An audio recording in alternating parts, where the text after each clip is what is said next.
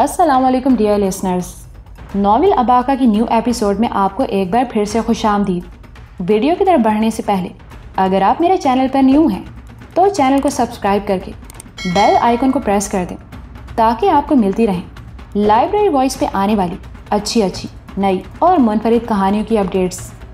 جی تو چلیے اب بڑھتے ہیں کہانی کی طرف۔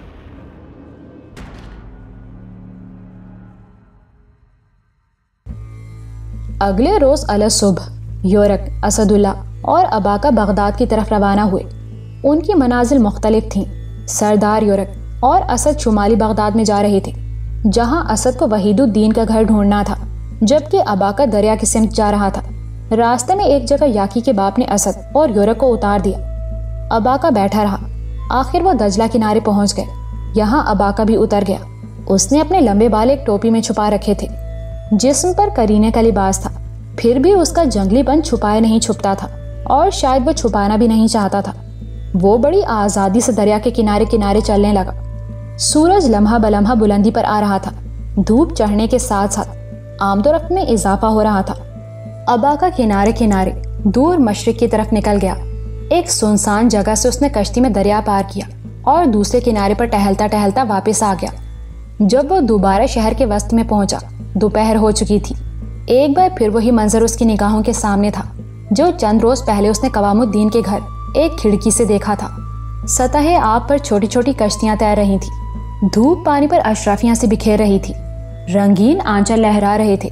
ایک جگہ کو شعبد باز کرتب دکھانے میں مصروف تھا۔ اس کے گرد بے فکر تماشائی ٹھٹ لگائے کھڑے تھے۔ ایک جانب ایک سپیرا بین کی دھن پر سانپوں کو نچا رہا تھا۔ اباکا کنارے پر کھڑا ہو گیا۔ تھوڑی دور چند باوردی سپاہی مؤدب انداز میں کھڑے تھے۔ ایک رنگین و مزین چھتر کے نیچے کچھ خوش پوش خواتین بیٹھی تھیں۔ قریب ہی چند بچے کھیل رہے تھے۔ باوردی سپاہیوں کی موجودگی سے اندازہ ہوتا تھا کہ یہ کسی اعلیٰ عہدیدار کا حرم ہے۔ اباکا نے ایک نظر خواتین کی طرف دیکھا تو وہ اسی کی طرف دیکھ رہی تھیں۔ شاید اس کے ڈیل ڈول پر تبصرہ کرنے میں مصروف تھیں۔ ان کی آنکھوں میں دلچسپی کے آثار تھے۔ یہ دلچسپی سپاہیوں کو بھی اس کی طرف متوجہ کر سکتی تھی۔ اباکا نے آگے بڑھ جانا مناسب سمجھا، لیکن اس وقت اسے خوفناک چیخیں سنائی دیں۔ اس نے گھوم کر دیکھا۔ ایک لرزہ خیز منظر اس کی آنکھوں کے سامنے آیا۔ قریباً 15-20 سانپ تیزی سے لہراتے ہوئے مختلف اطراف میں بڑھ رہے تھے۔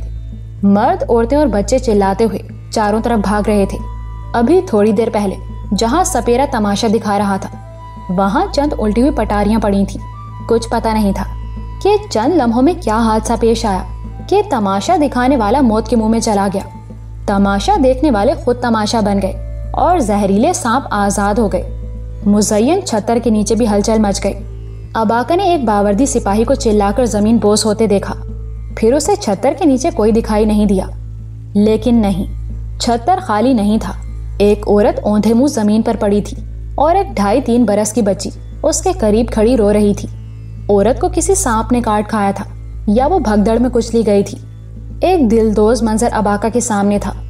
20 سانپ عورت اور بچے کے گرد رینگ رہے تھے اور دور دور کوئی شخص دکھائی نہیں دیتا تھا۔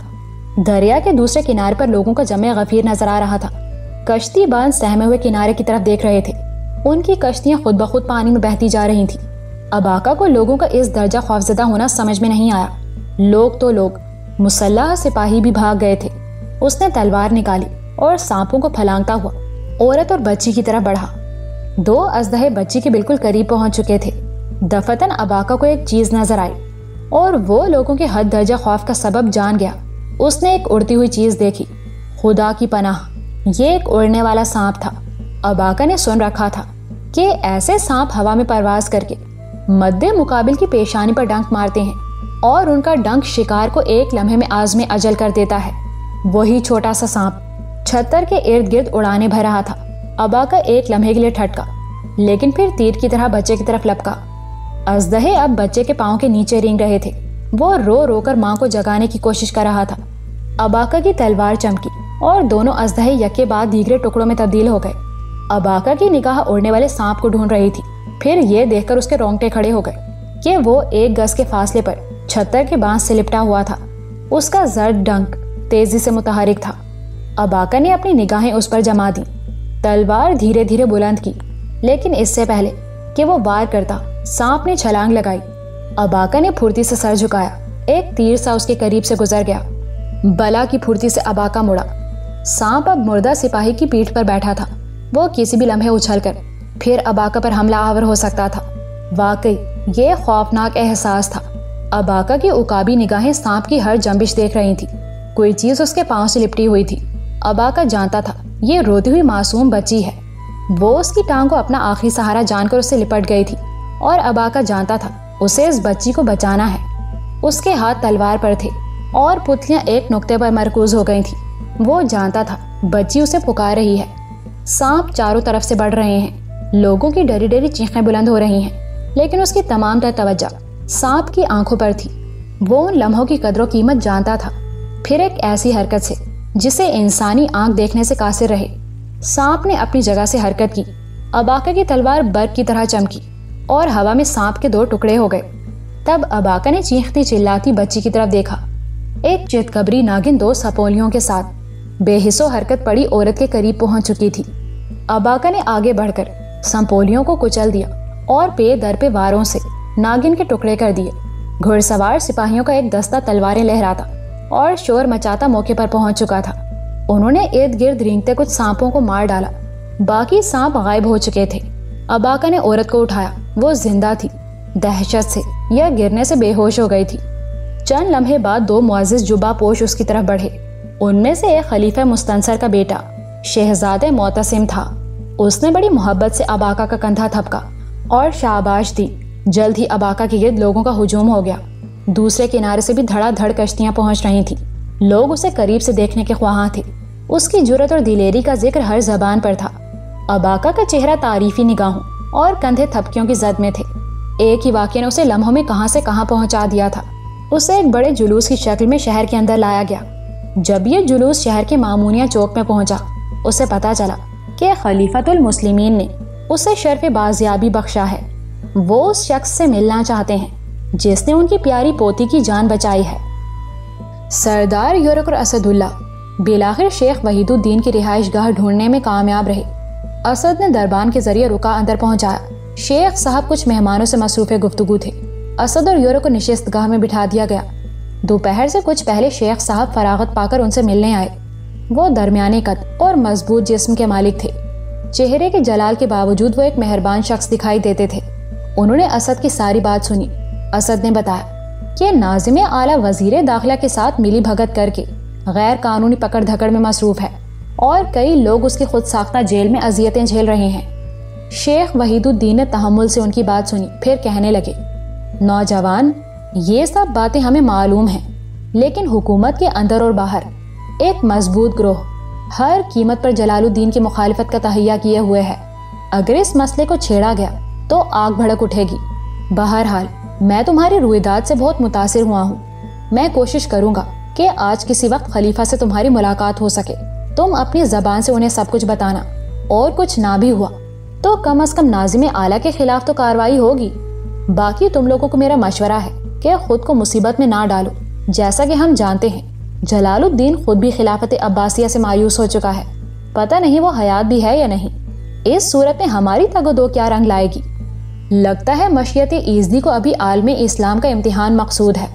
ہمیں چاہیے کہ صبر و استقامت سے اس دور ابتلا کے خاتمے کا انتظار کریں. اس روز دوپہر کے وقت جب اسد اور یورک شیخ وحید الدین کے ہمراہ خلیفہ کے دربار میں پہنچے وہاں کی فضا پرہنگام ہو رہی تھی. شیخ وحید الدین ان دونوں کو باہر کھڑا کر کے اندر چلے گئے. کافی دیر بعد ایک دربان انہیں لینے آیا. یورک اور اسد اس کے ساتھ خلیفہ کے دربار میں حاضر ہوئے. اندر عمرہ اور امائدین کا ہجوم تھا. ایوان خلافت بھرا ہوا تھا. ہر نگاہ بڑے اشتیاق سے ایک ہی جانب مرکوز تھی. اسد اور یورک نے بھی اس طرف دیکھا اور ششدر رہ گئے. اباکا خلیفۃ المسلمین کے روبرو کھڑا تھا. اس کے گلے میں موتیوں کی ایک نہایت قیمتی مالا تھی جو شاید تھوڑی دیر قبل اسے خلیفہ کی طرف سے مرحمت کی گئی تھی.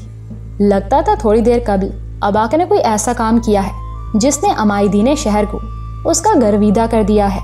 پھر خلیفہ مستنصر کی آواز ابھری. نوجوان ہم پوچھنا چاہتے ہیں کہ تم کون ہو اور کہاں سے آئے ہو. اباکا نے حسب عادت مختصر الفاظ میں جواب دیا. میرا نام اباکا ہے. میں یہاں سلطان خوارزم شاہ کو تلاش کر رہا ہوں. خوارزم شاہ؟ کئی آوازیں بیک وقت ابھریں. کچھ آوازوں میں تحیر تھا اور کچھ میں تحیر کے ساتھ مسرت کی بھی آمیزش تھی۔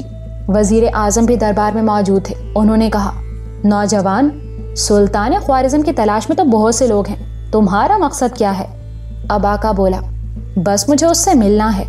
اس وقت اسد اللہ مجمع کو چیرتا ہوا آگے بڑھا۔ کچھ محافظوں نے اسے روکنا چاہا لیکن وہ دندناتا ہوا آگے نکل آیا۔ چند ہی لمحے بعد وہ اباکا کے پہلو میں کھڑا تھا۔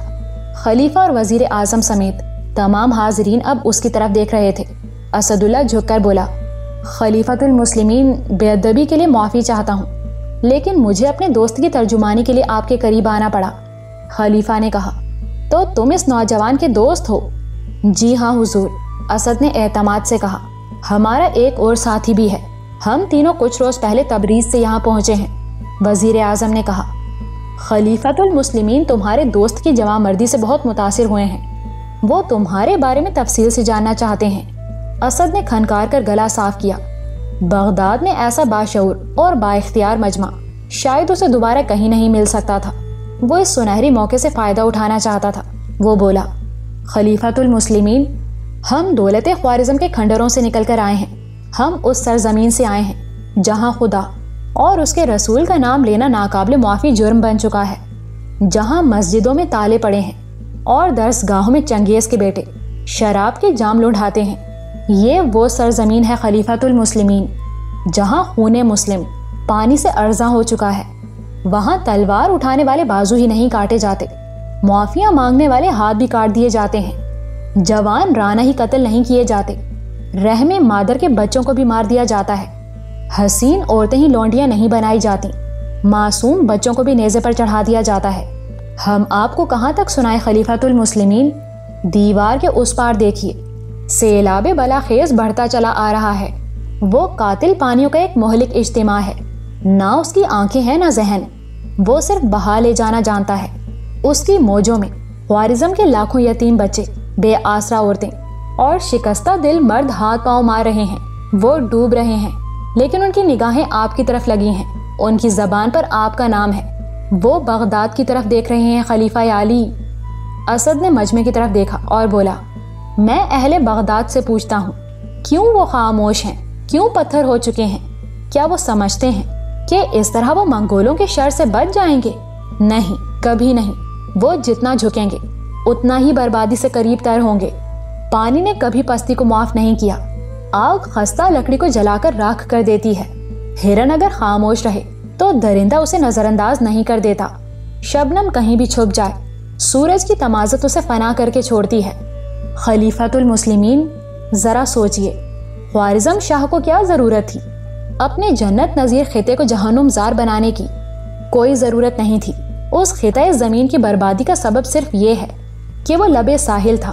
سمندر کا قہر اچھلا اور اسے لپیٹ میں لے لیا، جیسے سیلاب آگے بڑھنے سے پہلے راستے کے چھوٹے چھوٹے گڑھوں کو بھرتا ہے۔ اسی صورت تاتاری خوارزم کے شہروں کو برباد کر رہے ہیں۔ اس تاخیر کو عافیت نہ سمجھیے، خدارا قانون فطرت کو جانیے، زد میں آنے والوں کو بچائیے اور آگے بڑھ کر بند باندھیے۔ اگر یہ سب کچھ نہ ہوا تو وہ سب کچھ ہوگا جو دجلہ کے کناروں سے دیکھا نہ جائے گا۔ اسد کی جذباتی تقریر نے دربار میں سناٹا طاری کر دیا تھا۔ اس نے ایک لمحہ توقف کیا، پھر اباکا کی طرف اشارہ کر کے بولا، معزز محترم حاضرین، یہ مردم خیز مٹی اباکا جیسے بہادروں سے خالی نہیں۔ ایک دفعہ دولت عباسیہ نے تاتاریوں کے خلاف اعلان جہاد کیا تو عالم اسلام کے لاکھوں مجاہد تلواریں کھینچ کر میدان میں آ جائیں گے۔ پھر ان میں سے اباکا جیسے چند جنگجو بھی ہمیں مل گئے تو تاتاریوں کو صحرائے گوبی کے علاوہ کہیں پناہ نہیں ملے گی۔ ضرورت صرف اس امر کی ہے کہ ہم کچھ کرنے کی ٹھان لیں۔ خدا کے لیے حوصلوں کو بکھرنے سے بچائیے، صلاحیتوں کو ضائع ہونے سے روکیے، اس سے پہلے کہ تلواروں کو زنگ لگ جائے اور بازو جفاکش نہ رہیں۔ میدان میں آ جائیے، ہاں میدان میں آ جائیے۔ چند لمحے دربار میں مکمل سناٹا رہا۔ آخر خلیفۃ المسلمین کی آواز ابھری، نوجوان، تمہاری تقریر نے ہم سب پر گہرا اثر کیا ہے، لیکن اگر میں کہوں کہ تم چند الفاظ میں اپنا مدعا بیان کرو تو کیا کہو گے؟ اسد نے کہا، خلیفۃ المسلمین، جس سیلاب کا میں نے ذکر کیا ہے اسے روکنے کی ضرورت ہے، اور سلطان جلال الدین ان پانیوں کا شناور ہے۔ اسے ڈھونڈیے، اگر وہ مل جائے تو اس کا حوصلہ تعمیر کیجیے۔ اگر اس کی ہمت بندھ گئی اور اس نے پھر سے گھوڑے پر زین ڈال لی تو میں دعوے سے کہتا ہوں تاتاریوں کے خلاف نصف کامیابی عمل میں آ جائے گی۔ اباکا نے گہری نظروں سے حاضرین کا جائزہ لیا۔ چہرے مختلف تاثرات پیش کر رہے تھے۔ کچھ چہروں پر تو دبا دبا جوش بھی نظر آ رہا تھا۔ خود خلیفہ کی آنکھوں میں بھی فکر مندی کی جھلک پائی جاتی تھی۔ وہ بار بار کچھ کہنے کے لیے لبوں کو جنبش دے رہے تھے، لیکن لگتا تھا ان کا ذہن کئی بندھنوں میں جکڑا ہوا ہے۔ وہ ڈرتے ہیں کہ مبادا کوئی ایسی ویسی بات منہ سے نکل جائے۔ اس دوران شیخ وحید الدین بھی خلیفہ کی اجازت سے کھڑے ہو گئے۔ انہوں نے اسد اللہ کی تائید اور خوارزم شاہ کی حمایت میں چند نہایت مؤثر لیکن سنبھلے ہوئے فکرے کہے۔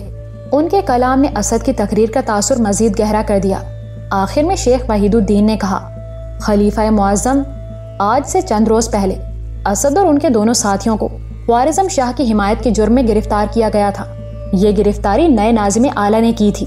حراست کے دوران ان تینوں کو بدترین تشدد کا نشانہ بنایا گیا۔ بعد ازاں یہ تینوں کسی طرح اس ناجائز حراست سے فرار ہونے میں کامیاب ہو گئے۔ بغداد کے طول و عرض میں اب بھی چپکے چپکے ان کی تلاش ہو رہی ہے۔ میں ان لوگوں کو اچھی طرح جانتا ہوں جو سلطان جلال الدین کی حمایت میں کھلنے والی ہر زبان کو کاٹنے کی فکر میں رہتے ہیں۔ ان میں سے کچھ چہرے اب بھی میری نگاہوں کے سامنے ہیں۔ اگر میں خاموش ہوں تو اس لیے کہ میں مخالفت کی آگ بھڑکانا نہیں چاہتا، لیکن میں خلیفہ معظم سے اتنی توقع ضرور کرتا ہوں کہ نئے ناظم اعلیٰ سے اس بارے میں باز پرس کی جائے، اور اگر الزام درست ہوا تو اس کے خلاف تادیبی کارروائی ہوگی۔ خلیفہ نے شیخ کی پوری بات سننے کے بعد انہیں تحقیقات کروانے کا یقین دلایا۔ خلیفہ اب اباکا اور اسد سے بہت متاثر نظر آ رہے تھے۔ وہ بڑی دلچسپی سے اسد کی زبانی اباکا کی داستان سن رہے تھے۔ اسد نے ابتدا سے کہانی شروع کی تھی جب سمرقند پر قیامت ٹوٹی تھی اور اباکا کا باپ کمسن اباکا کو لے کر جنگلوں میں چلا گیا تھا۔ اسد نے دانستہ طور پر اباکا کے کراکرم پہنچنے کا ذکر حذف کر دیا اور بتایا کہ وہ کوکند میں اسے ملا تھا اور اس کے بعد سے دونوں اکٹھے ہیں۔ اس نے یہ بھی بتایا کہ کوکند چھاونی میں اباکا نے کتنی بہادری اور دلیری سے اسے اور اس کے ساتھیوں کو یقینی پھانسی سے بچایا تھا۔ اباکا کے کارنامے حاضرین کو مبہوت کر رہے تھے، لیکن پھر دفتن خلیفہ کے عقب میں بیٹھا ہوا ایک شخص کھڑا ہوا اور سب اس کی طرف دیکھنے لگے۔ اباکا نے بھی اسے دیکھا اور ششدر رہ گیا۔ اس سے پہلے اس کی نظر اس پر نہیں پڑی تھی۔ وہ مسلم بن داؤد تھا۔ اباکا اسے حیرت سے دیکھتا رہ گیا۔ آخری بار اباکا نے اسے جھیل بالکش کے نواح میں دیکھا تھا، جہاں بلغارین پہلوان ہینڈاس کے ساتھ اس کی زبردست لڑائی ہوئی تھی۔ لڑائی کے بعد وہ مسلم بن داؤد کو ڈھونڈتا رہ گیا تھا۔ دور دور اس کا کوئی پتہ نہیں چلا تھا، اور آج وہ منحوس صورت بوڑھا بڑی تمکنت سے خلیفہ کے عقب میں کھڑا تھا۔ اس کے جسم پر سیاہ رنگ کا ایک خوبصورت جبہ تھا اور پگڑی میں قیمتی جھالریں لٹک رہی تھیں۔ دونوں کی نگاہیں ایک دوسرے سے ٹکرائیں اور چند لمحے کے لیے ساکت رہ گئیں۔ پھر داؤد نے نگاہیں پھیر لیں اور بولا، خلیفۃ المسلمین، غلام کچھ عرض کرنا چاہتا ہے۔ خلیفہ نے مڑ کر اس کی طرف دیکھا اور بولے، ہاں ہاں کہو داؤد۔ مسلم بن داؤد نے انگلی سے اباکا کی طرف اشارہ کیا اور نہایت دلیری سے بولا، حضور، یہ شخص وہ نہیں جو نظر آتا ہے اور جو اسے بتایا جا رہا ہے۔ خلیفہ نے کہا، داؤد، جو کہنا چاہتے ہو کھل کر کہو۔ داؤد بولا، خلیفۃ المسلمین، بغداد کے عوام اور خواص کی طرف سے اس شخص کے ساتھ والہانہ محب کا اظہار کیا گیا ہے۔ اگر عوام اسے ایک بہادر نوجوان سمجھ رہے ہیں تو خواص اسے سلطان جلال الدین کا دلیر جاں باز گردان رہے ہیں، جبکہ حقیقت اس کے برعکس ہے۔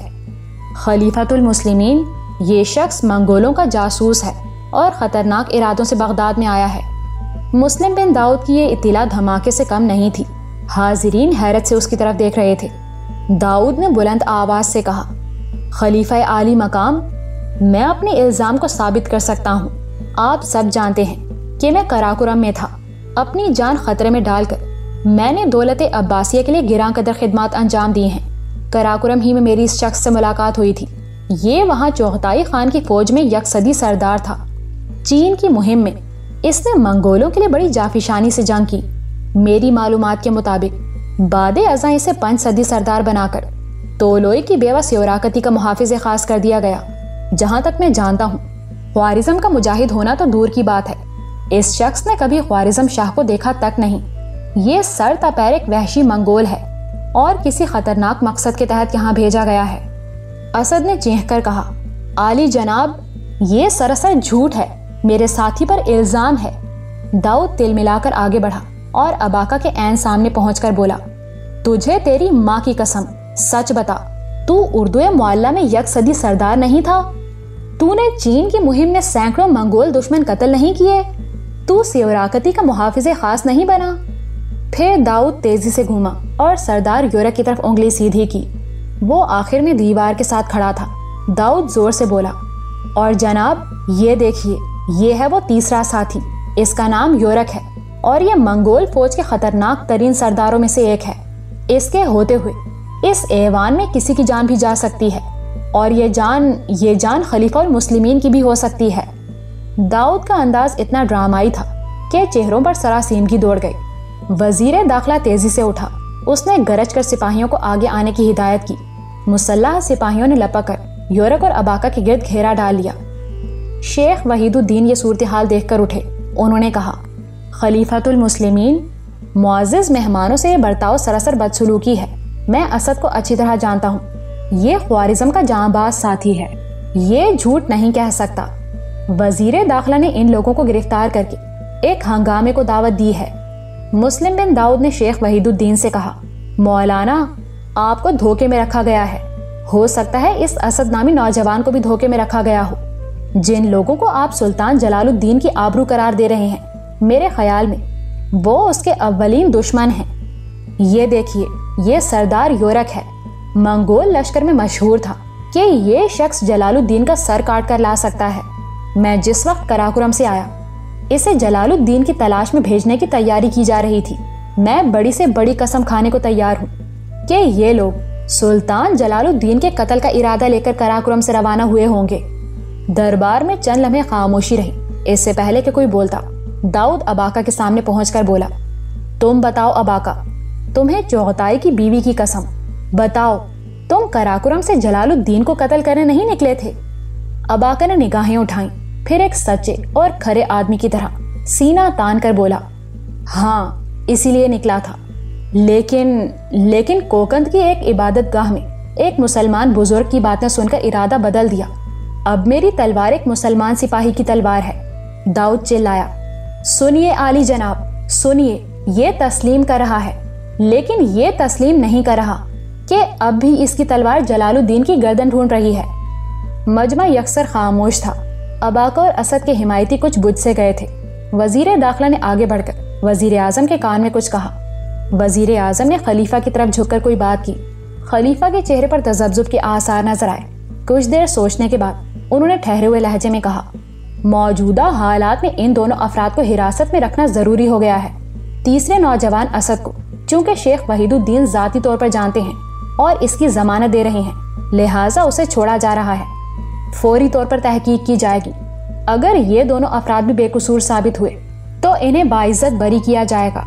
असद पुकार कर बोला, मुझे ये आज़ादी मंजूर नहीं। अगर मेरे साथी मुजरिम हैं तो मैं बड़ा मुजरिम हूँ। शेख वहीदुद्दीन ने उसका कंधा थपथपाया और आंखों में कुछ समझाने लगा।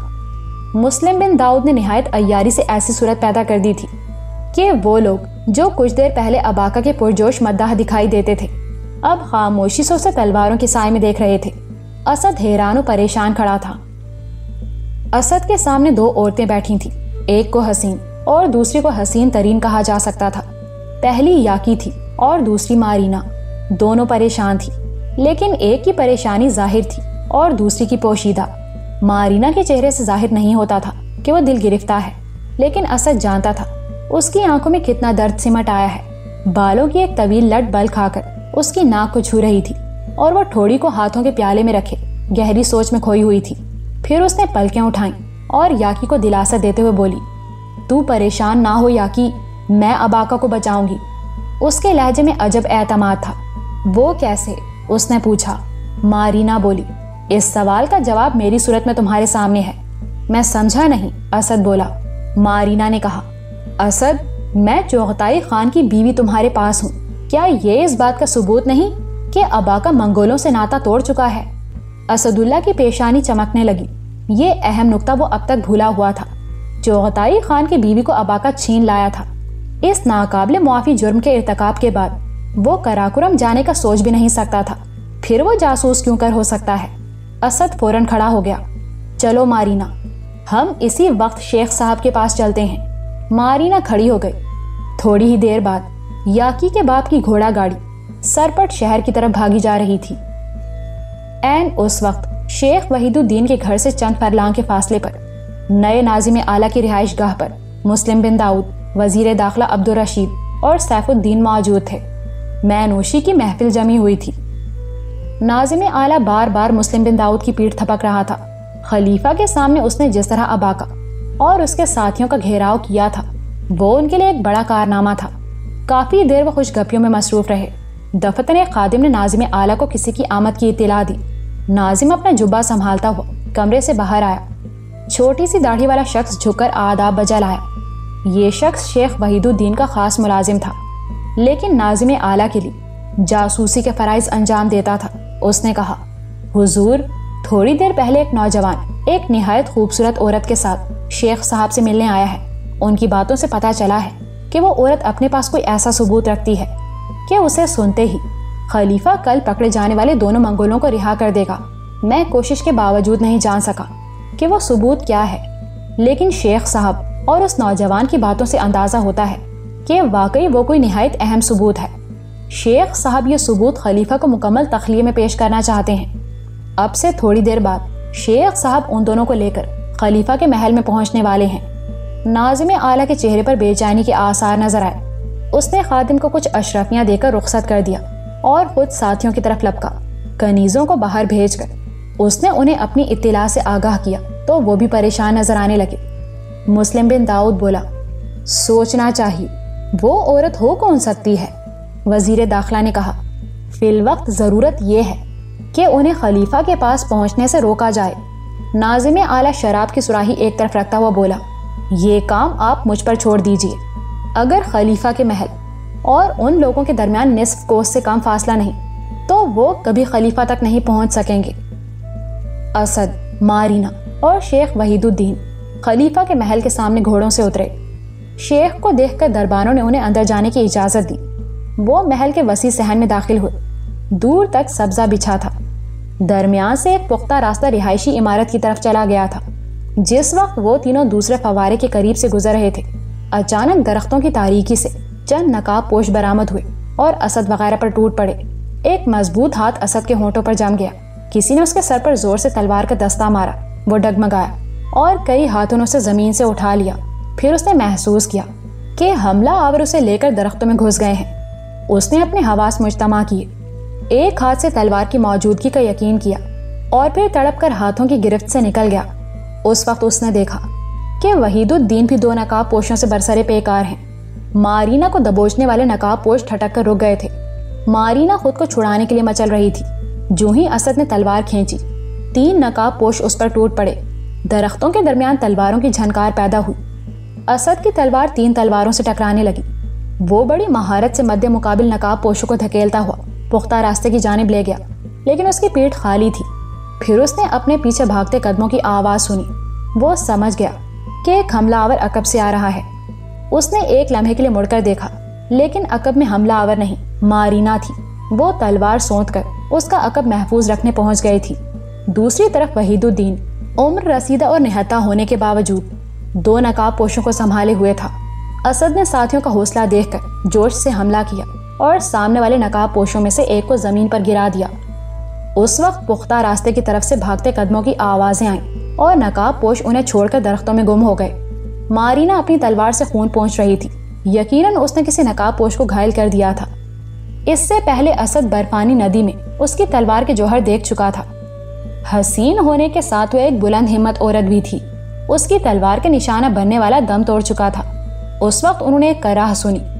وحید الدین ایک درخت سے ٹیک لگائے بیٹھے تھے۔ وہ دونوں بھاگ کر ان کے پاس پہنچے۔ رہائش گاہ کی طرف سے آنے والے سپاہی اور ملازمین بھی ان کے قریب پہنچ گئے تھے۔ اسد اللہ نے دیکھا وحید الدین شاید زخمی ہو گئے تھے۔ ان کے پیٹ پر تلوار کا ایک گہرا زخم آیا تھا اور ایک ہاتھ کی 3 انگلیاں کٹ گئی تھیں۔ ان کی حالت دیکھ کر بے اختیار مارینا کے سینے سے آہ نکل گئی۔ اسد کی آنکھوں میں بھی نمی تیر رہی تھی، لیکن پھر دونوں نے دیکھا کہ شیخ صاحب زور لگا کر پاؤں پر کھڑے ہو گئے ہیں۔ وہ اسد کے کندھے کا سہارا لیتے ہوئے بولے، اسد، مجھے خلیفہ کے پاس لے چلو، یہ نہ ہو یہیں میری جان نکل جائے۔ 2 ملازم پالکی لینے کے لیے بھاگے۔ لیکن شیخ صاحب اسد کا سہارا لے کر پیدل ہی آگے بڑھنے لگے۔ باغ سے نکل کر وہ پختہ راستے پر پہنچے اور سیڑھیاں چڑھ کر رہائشی حصے میں آ گئے۔ ان کے زخم سے ٹپکنے والا خون سنگ مرمر کے فرش پر گل بوٹے بنا رہا تھا۔ وہ ابھی بیرونی دروازے ہی میں تھے کہ خلیفہ مستنصر خود ان کے پاس پہنچ گئے۔ یہ کیا ہو گیا مولانا؟ انہوں نے نہایت پریشانی سے کہا۔ کچھ نہیں خلیفۃ المسلمین، معمولی زخم ہے، میں مروں گا نہیں۔ خلیفہ نے طبیبوں کو حاضر کرنے کا حکم دیا۔ چند ہی لمحے میں طبیب بھاگتے ہوئے پہنچ گئے۔ انہوں نے زخم دیکھ کر خلیفہ اور اسد کو تسلی دی۔ زخم کو احتیاط سے سی کر پٹیاں لپیٹ دی گئیں۔ اس دوران محافظ دستے کے کماندار نے اطلاع دی کہ باغ میں پڑے ہوئے مردہ شخص کی شناخت کر لی گئی ہے، وہ محافظ دستوں سے ہی تعلق رکھتا ہے۔ عشاء کی اذان سے کچھ پہلے خلیفہ اسد اور مارینہ سے محل کے ایک کمرے میں ملاقات کر رہا تھا۔ وحید الدین بھی وہیں تھے۔ وہ ایک مسہری پر لیٹے ہوئے تھے۔ انہوں نے اپنی زبان سے خلیفہ کو ساری بات بتائی تھی، یہ جاننے کے بعد کہ اباکا چغتائی خان کی مسلمان بیوی کو تاتاریوں سے چھڑا کر لایا ہے۔ خلیفہ کا رویہ کچھ نرم ہو گیا تھا۔ اباکا کے متعلق اس کے شکوک رفع ہو گئے، لیکن ساتھ ہی وہ کچھ مضطرب بھی ہو گیا تھا۔ وحید الدین اس اضطراب کی وجہ سمجھ رہے تھے۔ انہوں نے کہا، خلیفہ معظم، ضروری نہیں کہ آپ اپنے مشیروں سے مارینہ کا ذکر کریں۔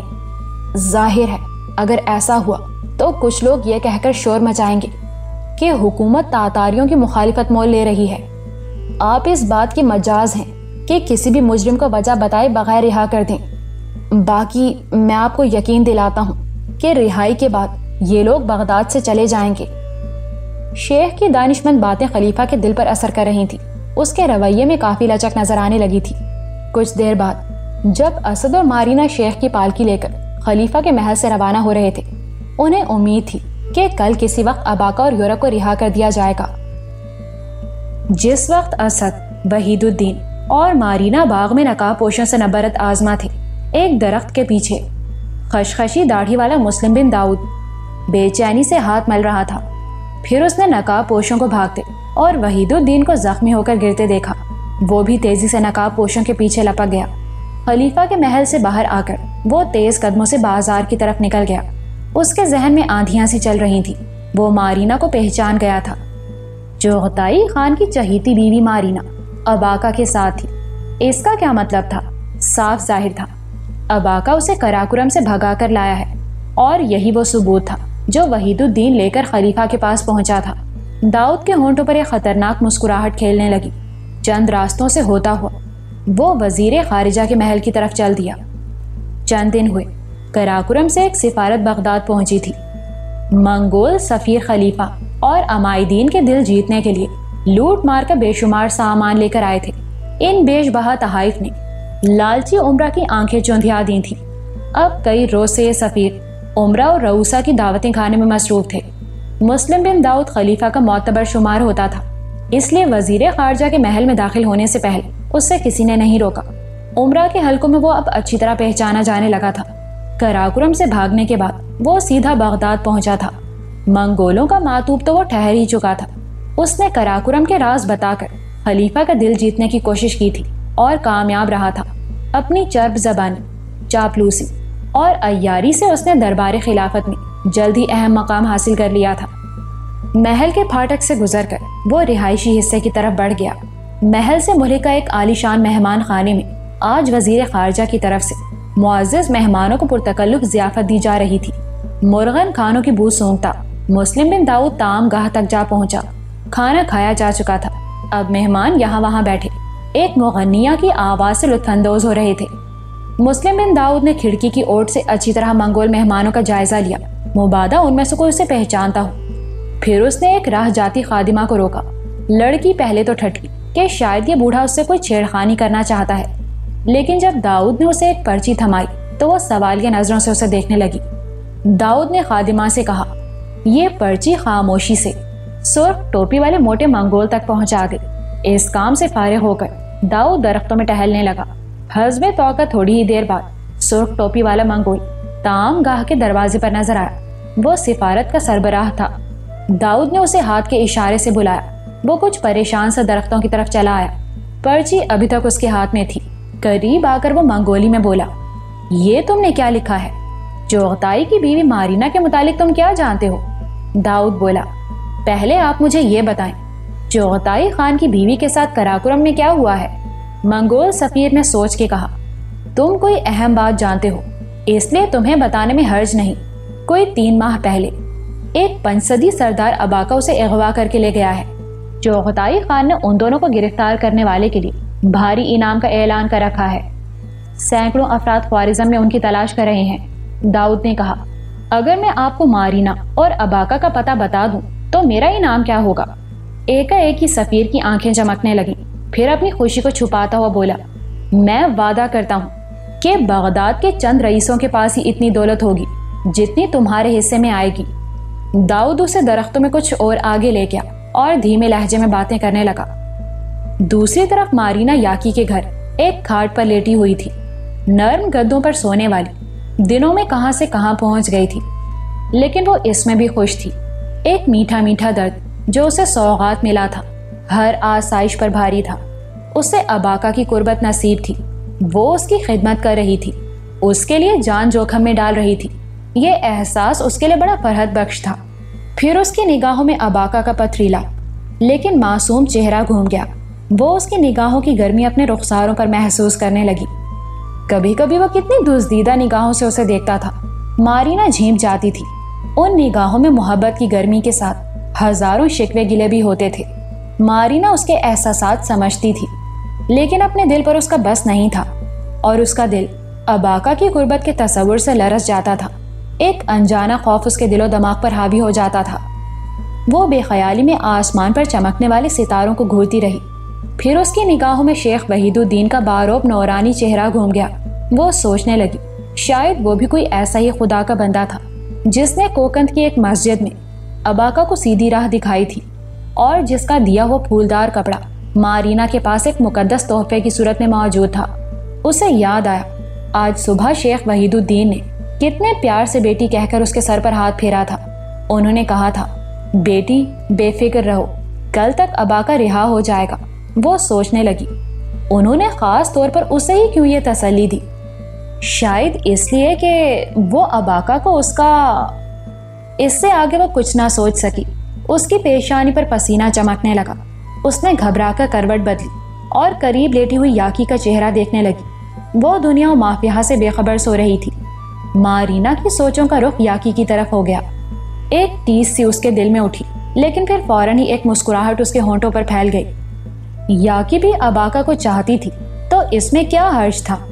ایک شمع کے گرد کئی پروانے منڈلاتے ہیں، اور پھر مارینہ نے اباکا سے کون سی توقع وابستہ کر رکھی تھی؟ وہ آزاد تھا، جو چاہے کر سکتا تھا۔ وہ صرف اسے آنکھوں کے سامنے رکھنا چاہتی تھی۔ پھر وہ سوچنے لگی، اگر یاکی کے ساتھ اباکا کی شادی ہو جائے تو کیسا رہے گا؟ اس نے اپنے تصور میں اباکا کو حسین یاکی کے پہلو میں بٹھا کر دیکھا اور مسکرا دی، لیکن جب وہ مسکرا رہی تھی اسے محسوس ہوا کہ دل میں پھر ایک ٹیس سر ابھار رہی تھی۔ اباکا نے مجھے کیا کر دیا ہے؟ وہ ذہن کی بھاگ دوڑ سے عاجز ہو کر بڑبڑائی۔ اس نے آنکھوں پر بازو رکھا اور خیال بٹانے کے لیے اگلے دن کے متعلق سوچنے لگی۔ اسے قوی امید تھی کہ کل جب اسد اور وہ خلیفہ کے محل میں پہنچیں گے تو واپسی پر اباکا ان کے ساتھ ہوگا۔ لاشعوری طور پر وہ ایک بار پھر اباکا کے متعلق سوچنے لگی اور سوچتی سوچتی نیند کی آغوش میں چلی گئی۔ دوسرے روز دوپہر کے وقت اسد اور مارینہ دوبارہ خلیفہ کے محل کی طرف روانہ ہوئے۔ شیخ وحید الدین چونکہ زخمی تھے اس لیے ساتھ نہ جا سکے۔ مہمان خانے میں وہ دونوں کافی دیر خلیفہ کا انتظار کرتے رہے۔ آخر خلیفہ کا خاص اہلکار ایک پروانہ تھامے اندر داخل ہوا۔ اس نے کہا کہ خلیفہ آپ سے ملنے آ رہے تھے، لیکن کچھ مہمانوں کی وجہ سے پھر مصروف ہو گئے ہیں۔ انہوں نے آپ کے اس فیصلے کو قاضی شہر کے سپرد کرنے کو کہا ہے۔ اس کی روح سے آپ کے دونوں آدمیوں کو قید سے رہا کر دیا جائے گا۔ پھر اس نے ایک دوسرا کاغذ اسد کے سپرد کرتے ہوئے کہا، یہ خلیفہ کا حکم نامہ داروغہ جیل کے نام ہے۔ اس میں اسے قیدیوں کی رہائی کا حکم دیا گیا ہے۔ میں 2 ذمہ دار افراد آپ کے ساتھ کر دیتا ہوں، آپ ان کے ساتھ قید خانے تشریف لے جائیں۔ اسد نے کاغذات کا معائنہ کیا، وہ بالکل درست تھے۔ خلیفہ نے اپنا وعدہ نبھایا تھا۔ دونوں خوشی خوشی محل سے روانہ ہوئے۔ فوج کے 2 افسر ان کے ساتھ تھے۔ جس وقت وہ محل کے سبزہ زار میں آئے، اسد ایک چیز دیکھ کر ٹھٹک گیا۔ ایک جانب چند گھوڑے بندھے ہوئے تھے، ایک منگول گھوڑوں کے قریب کھڑا تھا۔ اسد نے فوج کے ایک افسر سے ان گھوڑوں کے متعلق پوچھا۔ افسر کے جواب نے اس کے شک کی تائید کر دی۔ یہ منگول سفارتکاروں کے گھوڑے تھے۔ وہ اس وقت خلیفہ سے مصروف گفتگو تھے۔ جس وقت وہ اور مارینا محل میں داخل ہوئے تھے یہ گھوڑے موجود نہیں تھے۔ اس کا مطلب تھا یہ لوگ ابھی ابھی پہنچے تھے۔ نہ جانے کیوں اس کے دل میں وسوسے سر اٹھانے لگے، کہیں ایسا تو نہیں تھا یہ منگول سفارتکار اباکا اور یورک کی موجودگی سے آگاہ ہو گئے تھے، اور یہ کوئی ایسی انہونی بات نہیں تھی۔ اگر منگول سفارتکار یہاں موجود تھے اور داؤد جیسے منافق بھی بغداد کی سیاہ کاریوں میں اضافہ کر رہے تھے تو سب کچھ ہو سکتا تھا۔ اسد کا دل چاہا کہ وہ اڑ کر قید خانے پہنچے اور اباکا کو چھڑا لے جائے۔ خدا جانے کیوں اس کا دل گواہی دے رہا تھا کہ اگر وہ ایسا نہ کر سکا تو اس دفعہ اباکا اور یورک جیل سے زندہ باہر نہیں آئیں گے۔ وہ فوجی افسروں کے ساتھ حتی الامکان عجلت سے قید خانے کی طرف روانہ ہوا۔ اسے معلوم تھا اگر منگول سفارتکار اباکا اور یورک کی موجودگی سے آگاہ ہو گئے ہیں تو وہ خلیفہ کو پلک جھپکتے میں اپنا فیصلہ بدلنے پر مجبور کر سکتے ہیں۔ خلیفہ کے محل سے قید خانے کا فاصلہ قریباً 4 کوس تھا۔ اسد فوجی افسروں کو بار بار تیز چلنے کے لیے کہہ رہا تھا۔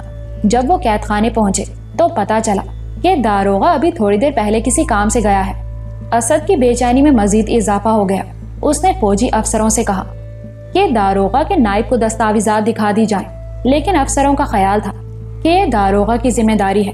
آخر خدا کر کے داروغہ پہنچا۔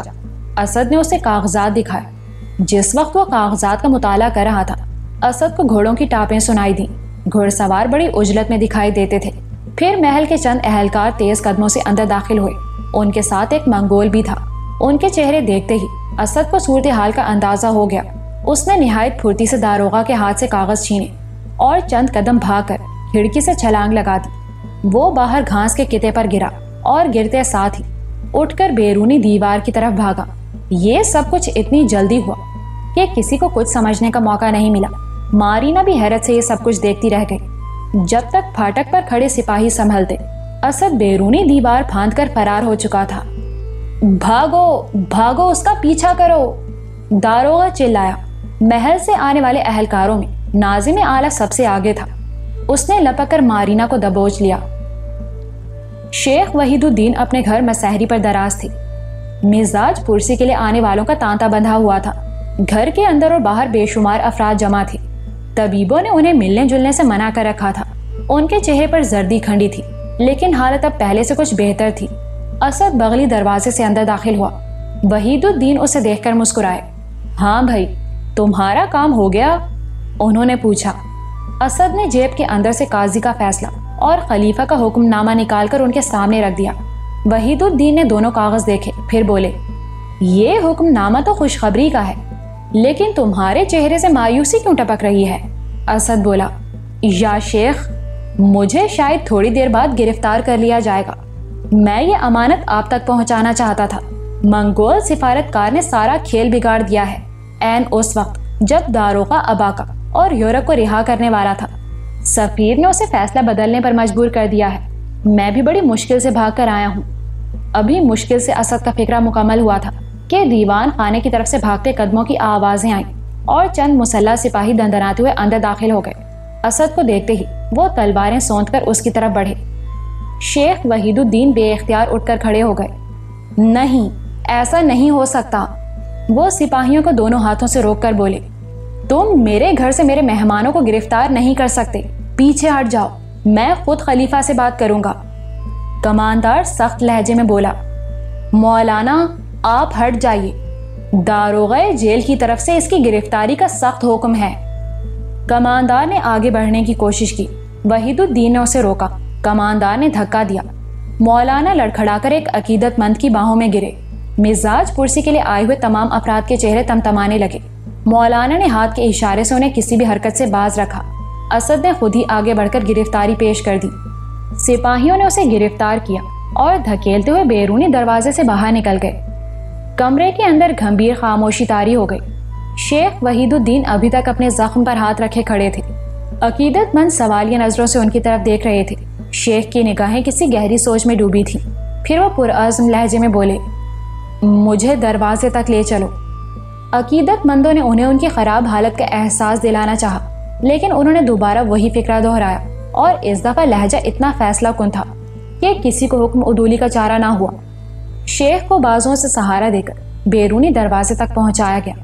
وہ سیڑھیوں پر کھڑے ہو گئے اور گھر کے سامنے جمع ہونے والے لوگوں کی طرف دیکھنے لگے۔ ایک تقریر ان پر عرصے سے قرض چلی آ رہی تھی۔ اس تقریر کو انہوں نے اپنے سینے کی گہرائیوں میں دفن کر رکھا تھا، صرف اس خدشے کے پیش نظر کہ امن کی فضا مقدر نہ ہو، سچائیوں کا اظہار کچھ بد باطنوں کو مشتعل نہ کر دے۔ مفاد عامہ کی خاطر انہوں نے ہمیشہ دبے لہجے میں سنبھل کر بات کی تھی، لیکن آج وہ بولنا چاہتے تھے، اہل بغداد کا قرض اتار دینا چاہتے تھے۔ جب شیخ وحید الدین نے بولنا شروع کیا تو چند سو کا مجمع تھا، لیکن جوں ان کی آواز بلند ہوتی گئی مجمع بڑھتا چلا گیا۔ دونوں طرف سے آمد و رفت بند ہو گئے۔ دیکھتے ہی دیکھتے سینکڑوں لوگ جمع ہو گئے۔ ایک جمع غفیر شیخ کی پرجوش تقریر کے لیے ہمتن گوش ہو گیا۔ ہاں، یہی وہ انداز تھا جس کے لیے شیخ کے سامعین ایک مدت سے ترس رہے تھے۔ سلطان جلال الدین کی حمایت اور تاتاریوں کی مخالفت میں ایسی کھلم کھلا اور پرزور تقریر اہل بغداد کے کانوں تک کبھی نہیں پہنچی تھی۔ وہ تقریر نہیں تھی، ایک تیز دھار تلوار تھی جو حق و باطل میں فیصلہ کر رہی تھی۔ مصلحتوں کے پردے پارا پارا ہو رہے تھے، منافقوں کے چہروں سے نقاب ہٹ رہے تھے۔ تقریر سننے والوں کا ایک گروہ فلک شگاف نعرے لگا رہا تھا۔ یہ نعرے ان کالی بھیڑوں کے خلاف تھے جو حکومت میں رہ کر اسلام کے خلاف سازشیں کر رہے تھے، خلیفہ کو دباؤ کے تحت غلط راستوں پر چلا رہے تھے، اور پھر ہجوم بے قابو ہو گیا۔ ادھر شیخ کی تقریر عروج پر پہنچی، ادھر ان کا زخم خون اگلنے لگا، بخیے ٹوٹ گئے تھے، جسم پر کپ کپی طاری ہو رہی تھی، لیکن وہ بول رہے تھے۔ پھر ان کی زبان لڑکھڑانے لگی۔ انہوں نے تقریر ختم کی اور سامعین سے اجازت طلب کر کے واپس مڑے۔ ان کی حالت غیر تھی۔ عقیدت مندوں نے انہیں بازوؤں سے تھام لیا۔ چند ہی لمحے بعد مجمع سے ان للہ و انا الیہ راجعون کی صدا بلند ہوئی۔ شیخ وحید الدین وفات پا گئے تھے۔ لوگ کچھ دیر سکتے کے عالم میں کھڑے رہے، پھر ایک پرغضب گروہ نعرے لگاتا ہوا دجلہ کی طرف بڑھا۔ سینکڑوں لوگ ان کے پیچھے تھے۔ وہ شیخ کی آخری تقریر سے بہت کچھ جان چکے تھے۔ انہیں معلوم ہو گیا تھا کہ خلیفہ پر دباؤ ڈال کر اس سے کیسے کیسے فیصلے کروائے جا رہے ہیں۔ منظر جیل خانے کا تھا۔ سینکڑوں مشتعل افراد نے جیل پر حملہ کیا۔ محافظ معمولی مزاحمت کے بعد بھاگ کھڑے ہوئے۔ جیل کا ایک حصہ توڑ کر 20 قیدیوں کو رہا کرا لیا گیا۔ ان میں اباکا، مارینا اور یورک بھی شامل تھے۔ اباکا کو دیکھ کر لوگوں کے غضب اور جوش میں اور اضافہ ہوا۔ یہی وہ نوجوان تھا جسے چند روز پہلے لوگ بڑی محبت اور عقیدت سے اپنے کندھوں پر اٹھا کر خلیفہ کے دربار تک لائے تھے، لیکن وہاں اسے گرفتار کر لیا گیا تھا اور وہ سب منہ لٹکا کر واپس چلے آئے تھے۔ جس وقت جیل پر حملہ ہوا، داروغہ اور ناظم شہر بھی وہیں موجود تھے۔ داروغہ نے تو اپنے عملے کی طرح بھاگنے میں عافیت سمجھی، لیکن ناظم اپنے کچھ ساتھیوں کے ساتھ آخر وقت تک مظاہرین کو روکنے کی کوشش کرتا رہا۔ اس نے چند افراد کو اپنی تلوار سے زخمی بھی کیا۔ آخر مظاہرین نے بھرپور جوابی حملہ کیا اور ناظم اپنے چند ساتھیوں کے ساتھ بھاگ کھڑا ہوا۔ جانے نہ پائے، ایک آواز بلند ہوئی۔ ہاں، پکڑ لو، بہت سی دوسری آوازوں نے ساتھ دیا۔ لوگ بے قابو ہو کر سیلاب کی طرح ناظم کے پیچھے لپکے۔ ناظم مامونیا چوک سے ہوتا ہوا دجلہ کے محلات کی طرف بڑھا۔ لوگ پیچھے رہ گئے، لیکن ایک مشتعل ٹولی تیز رفتاری سے اس کا تعاقب کر رہی تھی۔ آخر ناظم گرتا پڑتا اپنے دوست سیف الدین کے گھر میں داخل ہو گیا۔ مشتعل لوگوں نے محل نما عمارت کی دہلیز تک اس کا تعاقب کیا، پھر زور زور سے بلند و بالا آبنوسی دروازہ پیٹنے لگے۔ کچھ لوگ کھڑکیوں اور دروازوں پر پتھر پھینکنے لگے۔ جلد ہی سارے کا سارا ہجوم سیف اللہ کی رہائش گاہ کے سامنے جمع ہو چکا تھا۔ لوگ ناظم اعلیٰ کو کسی صورت چھوڑنا نہیں چاہتے تھے۔ دفتن محل نما عمارت کی بالائی کھڑکیوں سے تیروں کی بارش ہونے لگی۔ نہتے لوگ جو کسی حد تک لاپرواہ بھی تھے اپنا بچاؤ کرنے میں ناکام رہے۔ تیروں کی پہلی ہی باڑ 6 آدمیوں کی جان لے گئی۔ یہ ایک پرہول منظر تھا۔ لوگ چیختے چلاتے واپس بھاگے۔ کچھ نے گھبراہٹ میں دریا میں چھلانگیں لگا دی۔ ایسی بھگدڑ مچی کہ میدان صاف ہو گیا، لیکن تھوڑی ہی دیر بعد پھر مشتعل گروہ کے لوگ پل کے قریب جمع ہونے لگے۔ ان کی خون بار آنکھیں بلند و بالا عمارت کے دریچوں پر جمی تھی اور سینوں سے نعرے ابل رہے تھے، لیکن وہ جانتے تھے قریب جانا خطرناک ہے۔ ان سے کچھ ہی فاصلے پر 6 عدد لاشیں پڑی تھیں۔ پھر لوگوں نے دیکھا کہ ہجوم میں سے ایک نوجوان نکل کر تیزی سے آگے بڑھا۔ اس کے جسم پر قیدیوں والا لباس تھا اور ہاتھ میں تلوار تھی۔ وہ اس نوجوان کو اچھی طرح پہچانتے تھے۔ یہی اباقہ تھا، ہاں یہی اباقہ تھا، وہ اباقہ جس کی کہانی ان دنوں بغداد کے گلی کوچوں میں گردش کر رہی تھی۔ وہ سر پر ایک چھوٹی سی ڈھال رکھے بلا کی رفتار سے آبنوں سے دروازے کی طرف بھاگ رہا تھا۔ تیر سنسنائے، لیکن وہ ان سے بچتا ہوا دروازے تک پہنچ گیا۔ دروازے کے قریب پہنچ کر بھی اس کی رفتار کم نہیں ہوئی اور وہ پوری قوت سے چوبی تختوں کے ساتھ ٹکرایا، لیکن پھاٹک نما مضبوط دروازہ ٹوٹنے سے محفوظ رہا۔ نوجوان نے ایک لمحہ ضائع کیے بغیر چھلانگ لگا کر دروازے کا چھجا پکڑ لیا۔ پھر اس نے اپنے جسم کو جھلایا اور تیزی سے اوپر چڑھنے لگا۔ کھڑکیوں میں چند چہرے دکھائی دی۔ وہ اباقہ کو ڈھونڈ رہے تھے، لیکن وہ چھپکلی کی طرح دیوار سے چپکا مختلف چیزوں کے سہارے اوپر چڑھ رہا تھا۔ جب ہانپتا کانپتا ناظم کمرے میں داخل ہوا تھا، سیف الدین، وزیر داخلہ اور مسلم بن داؤد اکٹھے بیٹھے جام چڑھا رہے تھے۔ ناظم اعلیٰ نے انہیں جیل ٹوٹنے کی خبر سنائی اور باقی کی صورتحال وہ کھڑکیوں سے نظر آنے والے ہجوم کو دیکھ کر جان گئے۔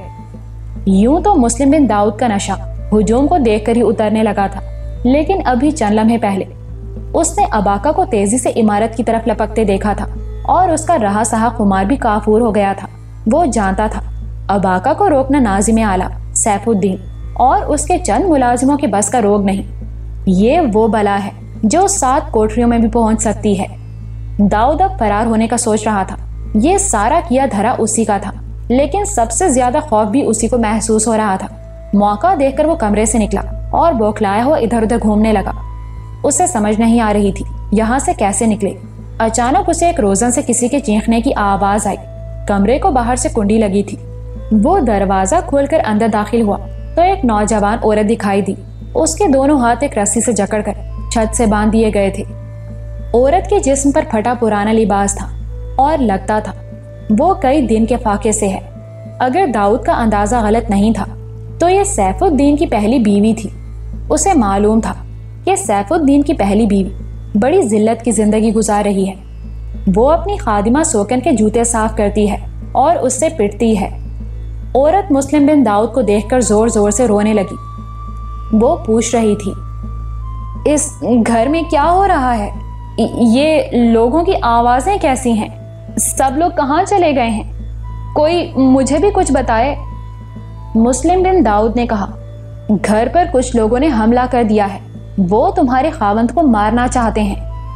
ہائے اللہ! عورت کے منہ سے بے ساختہ نکلا، کیا تم مجھے کھول سکتے ہو؟ مسلم بن داؤد کو بھلا کیا اعتراض ہو سکتا تھا؟ وہ بولا، ضرور، لیکن کیا تم مجھے چھت پر پہنچنے کا راستہ بتا سکو گی؟ کیوں نہیں؟ سیف الدین کی بیوی بولی۔ داؤد نے عورت کی رسیاں کاٹ دی اور اس سے چھت تک جانے کا راستہ پوچھ کر تیزی سے سیڑھیوں کی طرف بڑھ گیا۔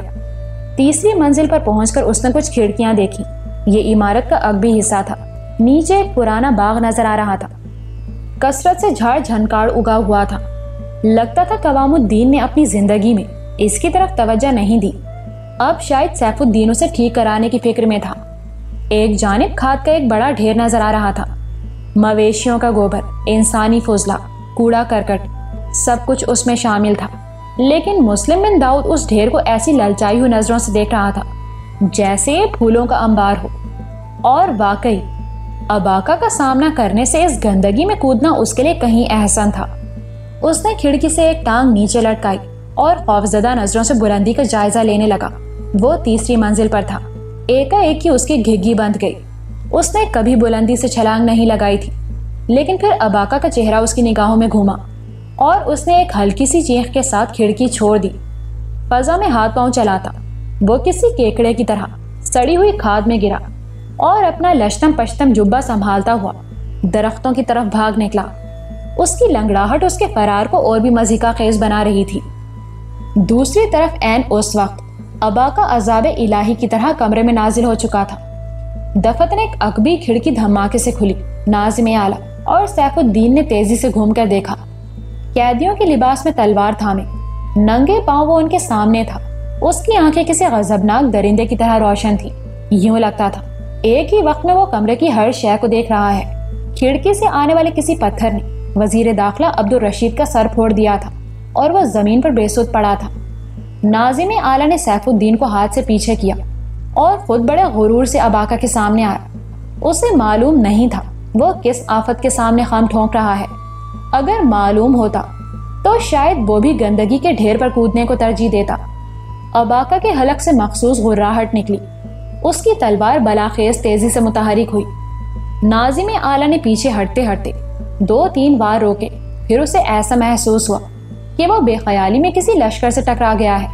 اباکا کی تلوار اس کے چاروں طرف جال سا بن رہی تھی۔ پلک جھپکتے میں اس کے جسم پر 20 چرکے لگ گئے۔ پھر ایک بھرپور وار نے اس کا ہاتھ تلوار سمیت کاٹ کے فرش پر پھینک دیا۔ وہ اپنے کٹے ہوئے ہاتھ کو دیکھ رہا تھا جب ایک زوردار دھکے نے اسے اچھال کر وزیر داخلہ کے بے ہوش جسم کے برابر لیٹا دیا۔ ہوش و حواس کھونے سے پہلے جو آخری منظر تھا وہ یہ تھا کہ اباکا سیف الدین کا گلا اس کی کمان کے چلے سے گھونٹ رہا ہے اور اس کی حسین خادمہ بیوی چیخ چیخ کر آسمان سر پر اٹھا رہی ہے۔ بدبخت رئیس زادے! اباکا کی بھاری آواز کمرے میں گونجی۔ جا اپنے باپ کے پاس اور اسے اپنا کالا چہرہ دکھا، جا! وہ زور سے چیخا اور کمان کا چلا سیف الدین کی شاہرگ پر کسنے لگا۔ اس وقت سیف الدین کی پہلی بیوی ننگے سر اور ننگے پاؤں بھاگتے ہوئی آئی اور اباکا سے لپٹ گئی۔ وہ چیخی، چھوڑ دے اسے، چھوڑ دے اسے، خدا کے لیے چھوڑ دے، یہ میرا شوہر ہے۔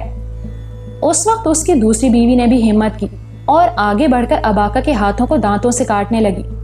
دونوں عورتیں اباکا سے چمٹی ہوئی تھیں اور اباکا نے سیف الدین کو دبوچ رکھا تھا۔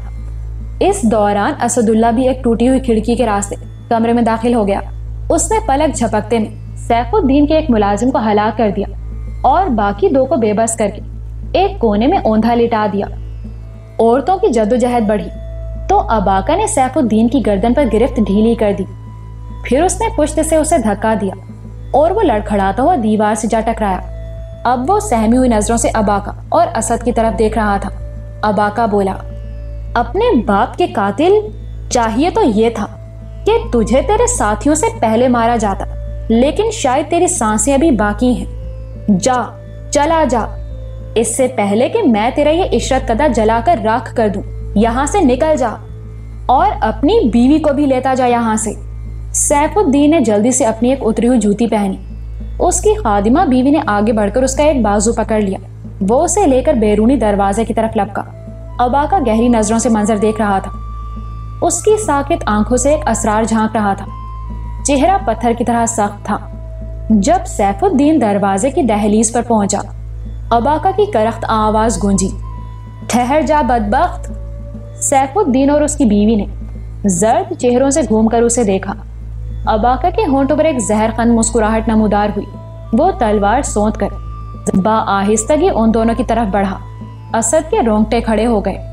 کتنی صفاقی تھی اس کے انداز میں، وہ جان چکا تھا اباکا اب ان دونوں کو نہیں چھوڑے گا۔ اس نے اپنے سیدھے سادے انداز میں سیف الدین کا امتحان لیا تھا۔ اس بے وقوف کو موت سامنے دیکھ کر بھی عقل نہیں آئی تھی۔ اسد جانتا تھا اگر کمرے سے نکلتے وقت اس کے ساتھ اس کی پہلی بیوی ہوتی تو اباکا انہیں کچھ نہ کہتا۔ وہ خوفناک انداز میں چلتا ہوا ان دونوں کے سر پر پہنچا۔ اس کی آنکھیں شعلے اگل رہی تھیں۔ نہیں، تم اسے نہیں مار سکتے، سیف الدین کی خادمہ بیوی چلائی اور بازو پھیلا کر سیف الدین کے آگے کھڑی ہو گئی۔ شاید وہ سمجھ رہی تھی کہ اباکا کا دل پھر پسیج جائے گا، لیکن ایسا کچھ نہیں ہوا۔ اباکا چند لمحے قہر آلود نظروں سے دونوں کو دیکھتا رہا۔ دونوں آگے پیچھے کھڑے تھے۔ پھر اس کی تلوار متحرک ہوئی۔ پہلے اس مکار خادمہ کے پیٹ میں اتری، پھر سیف الدین کے پیٹ میں گھس گئے۔ کمرہ دلدوز چیخوں سے گونج اٹھا۔ ایک ہی وار میں دونوں میاں بیوی جہنم واصل ہو چکے تھے۔ سیف الدین کی پہلی بیوی یہ منظر دیکھ کر تیورا کر گری۔ وہ بے ہوش ہو چکی تھی۔ اباکا نے ایک جھٹکے سے خون آلود تلوار نکالی اور بے ہوش وزیر خارجہ کی طرف بڑھا۔ اس کے انداز سے ظاہر تھا کہ وہ اس کا سر قلم کر دے گا۔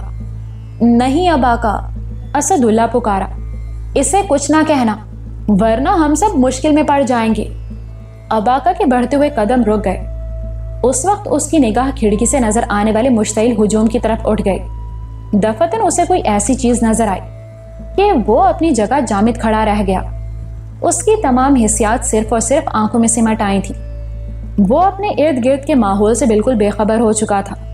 اسد اللہ نے اس کی نظروں کا تعاقب کرنا چاہا لیکن ناکام رہا۔ نہ جانے اباکا کو کیا دکھائی دیا تھا۔ جب اس نے واپس اباکا کی طرف دیکھا تو وہ وہاں موجود نہیں تھا۔ دروازے کا جھولتا ہوا پردہ بتا رہا تھا کہ کوئی ہوا کی طرح کمرے سے نکل گیا ہے۔ اباکا نے روشن دان کے چھجے سے لٹک کر چھلانگ لگائی اور سیدھا سڑک پر آیا۔ پاؤں زمین پر ٹکتے ہی وہ سیدھا کھڑا ہوا اور ہجوم کی طرف بھاگا۔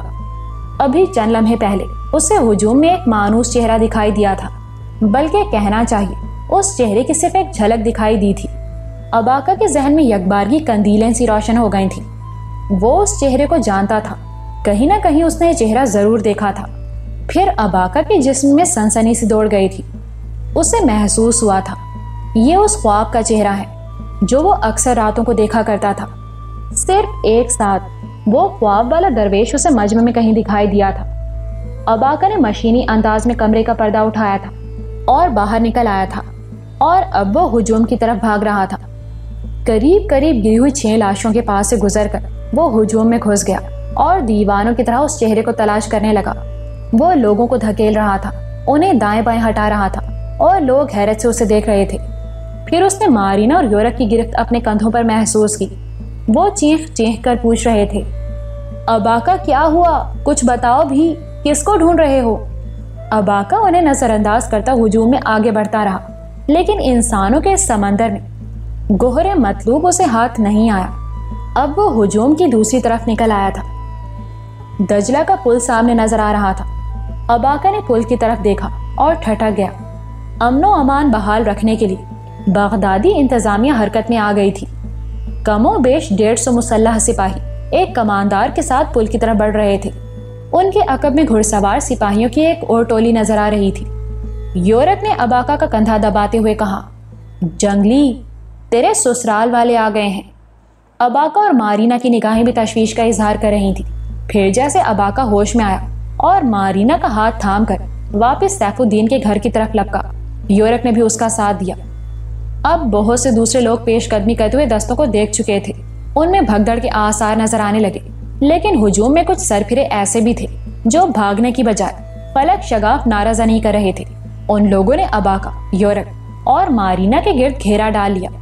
وہ چلا چلا کر کہہ رہے تھے، ہم ان بے گناہوں کو جیل میں نہیں جانے دیں گے، نہیں جانے دیں گے، نہیں جانے دیں گے۔ ہاتھ بلند ہو رہے تھے، مکے لہرا رہے تھے۔ دیکھتے ہی دیکھتے گھڑ سوار دستوں نے پل پار کر کے سیف الدین کے گھر کے سامنے صف باندھ لی۔ صورتحال کی سنگینی دیکھ کر زیادہ تر لوگ تتر بتر ہو گئے تھے۔ صرف 200-250 کے قریب افراد اباکا، مارینا، یورک اور اسد کے گرد جمع تھے۔ کماندار گھوڑا بڑھا کر آگے آیا اور بلند آواز سے بولا، جیل سے بھاگے ہوئے قیدیوں کو پناہ دینا ایک سنگین جرم ہے۔ آپ سب لوگ پیچھے ہٹ جائیں تاکہ خلیفہ کے حکم کے مطابق مجرموں کو گرفتار کیا۔ ابھی کماندار کا فکرہ پورا نہیں ہوا تھا کہ ایک پتھر اس کی چھاتی پر لگا اور وہ گھوڑے سے الٹتے الٹتے بچا۔ تکلیف کی شدت سے وہ دوہرا ہو گیا۔ اس کا ایک ہاتھ سینے پر تھا، دوسرے ہاتھ سے اس نے مسلح گھڑ سواروں کو آگے بڑھنے کا حکم دیا۔ گھڑ سوار اشارے کے منتظر تھے۔ وہ بڑے بڑے کوڑے لہراتے مظاہرین پر جھپٹے۔ کچھ نے تلواریں نیام سے باہر کی اور کچھ نیزوں کی انیاں چمکانے لگے۔ نہتے لوگوں نے جب سپاہیوں کا غیظ و غضب دیکھا تو پسپا ہونے لگے۔ کچھ لوگ کوڑے کھا کر بغلی گلیوں میں بھاگے۔ سپاہیوں نے دور تک ان کا تعاقب کیا، لیکن اس مشکل وقت میں بھی نوجوانوں کی ایک ٹولی اباکا وغیرہ کے ساتھ رہی۔ آخر اباکا، یورک اور اسد کوئی 50 نوجوانوں کے ساتھ سیف الدین کے گھر میں گھس گئے۔ اسد نے جلدی سے ہاتھ بڑھا کر بلند و بالا آبنوسی دروازہ بند کر دیا۔ اباکا اور یورک بھاگتے ہوئے تیسری منزل پر پہنچے۔ اباکا کی نگاہیں شعلہ بار ہو رہی تھی۔ وہ دیکھ چکا تھا کہ سپاہی ہر قیمت پر انہیں گرفتار کرنا چاہتے ہیں، اور وہ کسی قیمت پر گرفتار ہونا نہیں چاہتا تھا۔ اس کا انداز بتا رہا تھا کہ اگر اس کی آزادی پر قدغن لگانے کی کوشش کی گئی تو اس کا نتیجہ اچھا نہیں ہوگا۔